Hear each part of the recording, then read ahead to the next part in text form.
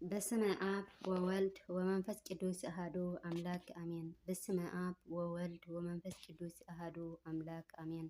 በስመ አብ ወወልድ ወመንፈስ ቅዱስ አሐዱ አምላክ አሜን። ሰላም ሰላም ስድራ ለለ እግዚአብሔር ከመይ ትዕሉ ከመይ ተምስዩ ኣነ ኣምላኽ ይመስገን ሰላም እየ እምበኣር እንደማዓንቲ ከዓ ዝፈርሕን ዝራዕድን ህዝቢ ካብ እንባ ገልዓድ ይምለስ መፅሓፈ ምሳሌ ምዕራፍ 7 ፍቅዲ 3 ክልተ ዓይነት ፍርሓት ኣሎ ዝግባእ ፍርሓትን ዘይግባእ ፍርሓትን ቀዳማይ ዝግባእ ፍርሓት ንእግዚአብሔር መፍራሕ እዩ። ናይ መጀመርያ ጥበብ ንእግዚአብሔር መፍራሕ እዩ። ምሳሌ 1:7 ንእግዚአብሔር መፍራሕ ናብ ንስሐ የብቅዐካ ናብ ለውጢ የብፅሐካ እዩ። ንእግዚአብሔር መፍራሕ ማለት ክቀትለኒ እዩ ኣብዚ ምድሪ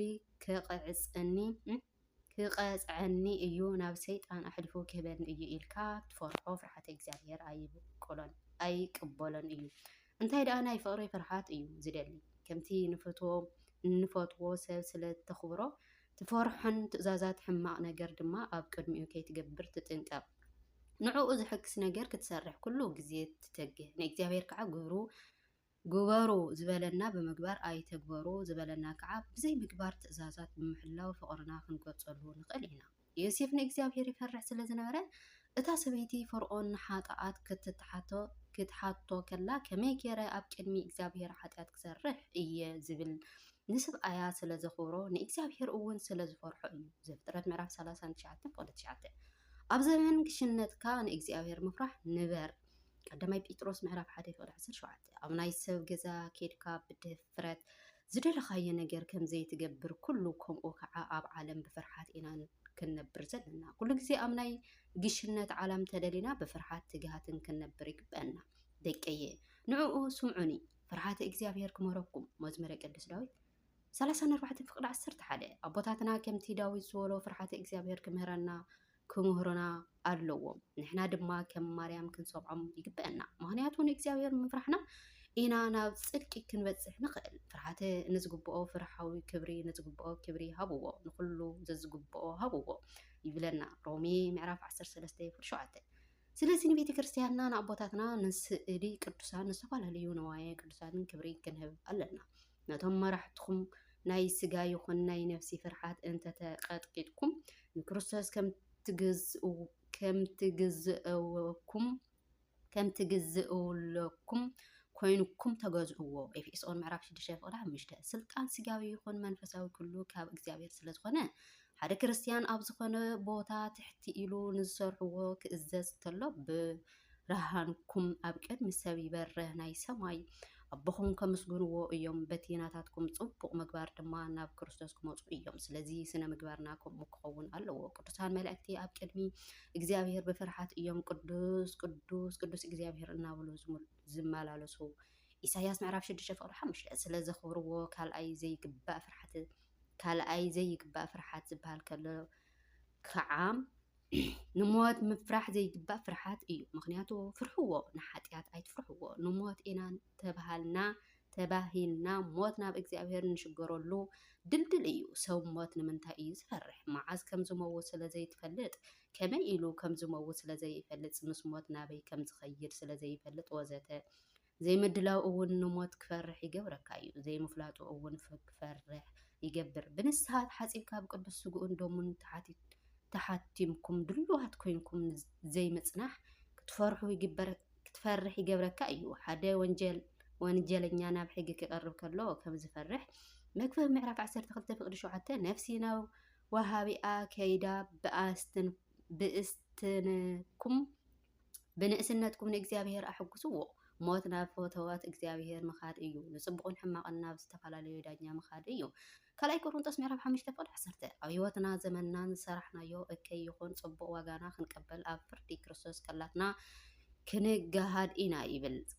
ገፁ ክርእዎ እዮም ናይ ስሙ ማህተም ኣብ ግንባሮም ክሕተሙ እዩ። ድሕረዚ ናይ ፀሓይ ሃረር ኣይሃርሞምን እዩ። ካብ ኣዒንቶም ድማ ብዓብቶም ንብዓቶም ክፀርገሎም እዩ። ሞት ኣይክረክቦምን ንፋስን ሙቐትን ኣይክረክቦምን እዩ። ንሱ ጓሶኦም ክኸውን እዩ። ራእይ ምዕራፍ 22:4 ነዚ ክብሪ እዚ ከይሞትና ክንሪኦ ኣይንኽእልን ኢና። ገጽ እግዚአብሔር እንሪኦ ድሕሪ ሞት እንተ ደኣ ንኣዳም ዝሰርሐኦ ኣእዳው ክድህስሰና ዝኽእል ድሕሪ ሞት እዩ።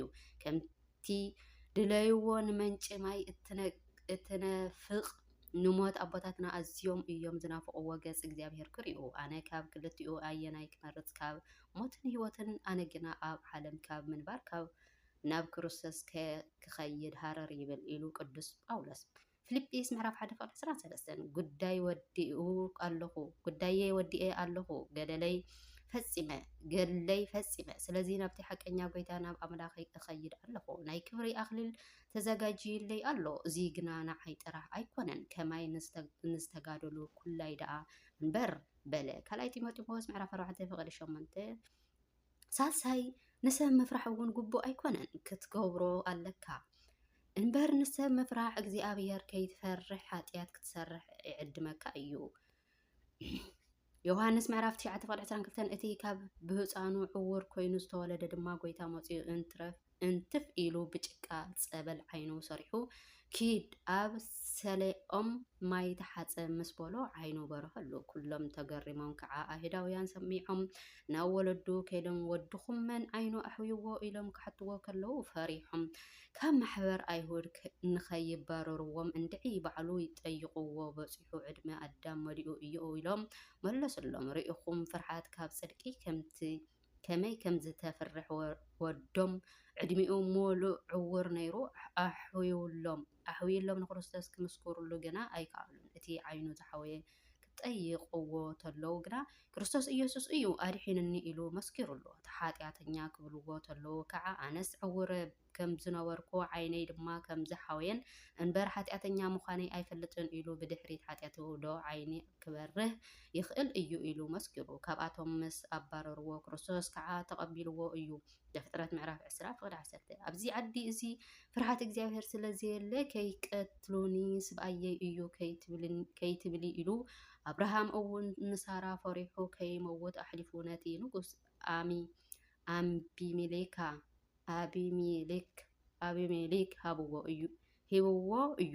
ሰብ ሙሉእ ስለ ዘይኮነ እግዚኣብሔር ከዓ ሰበይቲ ነብይ ከይትትከፍ ኢሉ ብሕልሚ ነጊርዋ። ንሳራ ሓልይዋ እዩ። ንሰብ መፍራሕ ሓቂ ከይትነግር ይገብረካ እዩ። ሓቂ ዘይምዝራብካ ከዓ ሓጢአት እዩ። ደቂ እግዚኣብሔር ምዃንና እንፈልጦ ሓቂ ብምዝራብና እዩ። ቀዳማይ ሳሙኤል ንጉስ ሳኦል ንዳዊት ክቆትሎ ኣብ ዝበለሉ ሰዓት ዮነታ ወዲ እንታይ ጌርካ ኣቦይ ዳዊት እኮ ንዓኻ ንእስራኤላውን ሓጋዝ እዩ ኢሉ እቲ ሓቂ ንኣቦኡ ነጊርዎ እንበር ምስኡ ኣብኡ ኣይተስማዕማዕን ኢለ ካህን ንደቂ ስለዘይቀፅዕዎም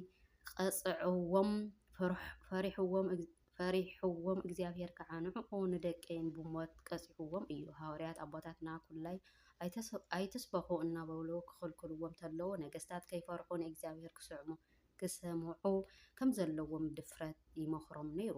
ንሰይጣን ምፍራሕ እውን ዘይግባእ ፍርሃት እዩ። ብዘይ ምፍላጥና ውሉድ ንሰይጣን ይፈርሕዎ ይገብርሉ እዮም።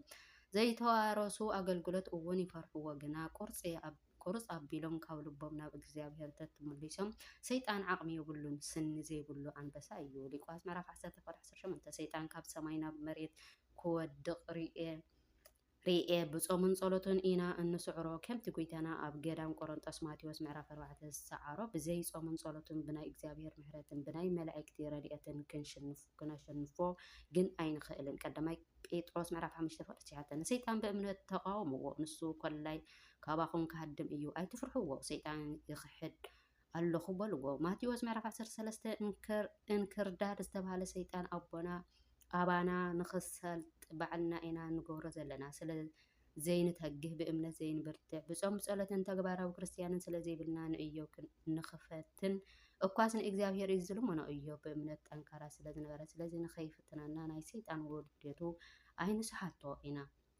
ኣይንስሕቶ ኢና እሞ ብምግባር ብርቱዓትን ትጉሃትን በቲ ቦታ ኣይንሃቦ ንእግዚአብሔርና ክንፈርሕ ዘለና። ወስብሐት ለእግዚአብሔር ወለወላዲቱ ድንግል ወለመስቀሉ ክቡር ንዘንጠጠኩ ባፈ ትጉሃን መላእክት ይታረም።